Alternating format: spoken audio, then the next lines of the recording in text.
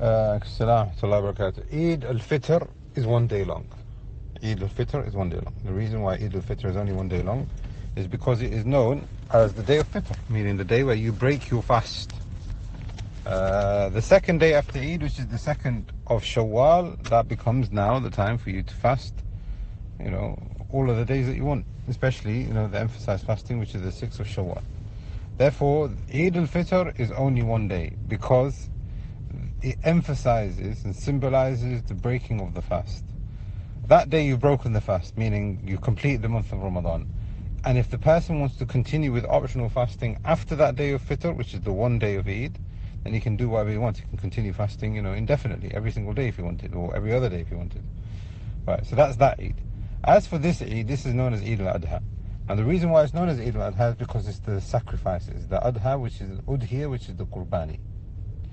Because of this, the Messenger of Allah sallallahu alaihi wasallam, he said that these days are aklun wa shurbun wa iqama li dhikrillah. These days are for eating and drinking and establishing the remembrance of Allah subhanahu wa ta'ala.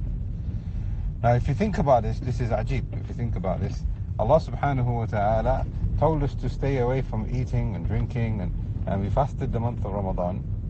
And then He gave us a day to fast. He gave us a day of Eid in replacement. This Eid is the opposite of that, which is that a person eats and drinks. In Ramadan, they stop to eat and drink. This one, they eat and drink, but with the purpose of remembering Allah, giving thanks to Allah, counting the favors of Allah, showing the appreciation to Allah, having tawheed in Allah. That is the whole essence of the Hajj as well in itself, isn't it? Having sacrifice towards Allah, feeding the poor and the needy, and being considerate towards one another, and sharing khair and goodness and joy, and the establishment of worship in yourself, but also amongst one another. Because of that, this Eid here, the ulama, and is quite often found on the tongues of people, they say that this Eid is 3 days long. The 10th of Dhul Hijjah, well really 4 if you think about it. The 10th of Dhul Hijjah, the 11th, the 12th, and the 13th. That's 4 days. Yeah? 10, 11, 12, 13, 14. Sorry, 14. Sorry. 10, 11, 12, 13. 4 days. Getting mixed up here. These 4 days are the days of Hajj. The days of Eid, sorry. They are also the days of Hajj.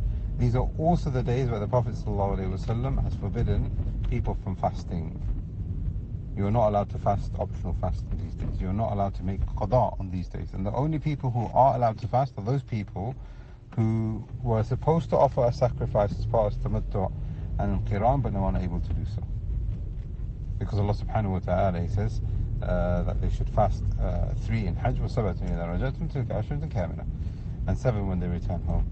So now these 3 days are recommended for those people to fast, perhaps even wajib for them to fast, because they didn't bring their hadi, or they haven't got a hadi which they were supposed to sacrifice for the sake of Allah subhanahu wa ta'ala.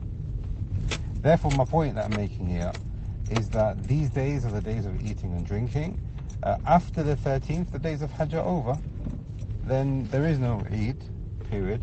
And a person can go back to doing whatever he wants, whether he wants to fast every day, or every alternate day, or every Monday and Thursday, etc. So this is a brief explanation as to the legislation and some of the ahkam surrounding the 2 Eids, and some of the wisdoms as to why we have been given these 2 symbols of Islam.